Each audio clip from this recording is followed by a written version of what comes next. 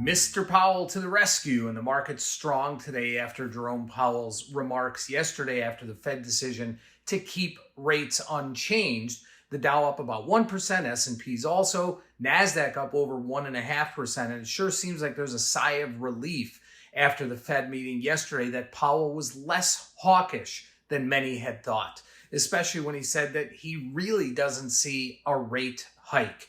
The CME FedWatch tool now pricing in a 15% probability of a cut in June, 35% in July, but just over 60% in September. And the 10-year is now back below 460 at about 457.5.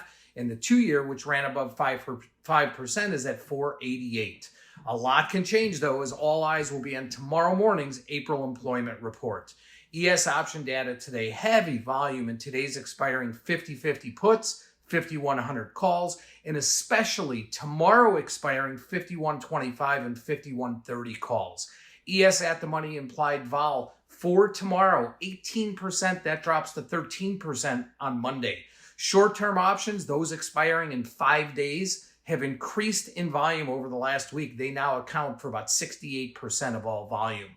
Bitcoin and CME news. Yep, Bitcoin rallied along with the markets here on these Fed comments, topping 60,000 again today after dropping near 56,000. Over 35,000 micro Bitcoin futures trading today, and more new volume records at the CME. In the first quarter, year-to-date average reached over 1.7 million contracts, up 28% from first quarter 2023, and E-mini options up almost 30% from last year, first quarter 2023.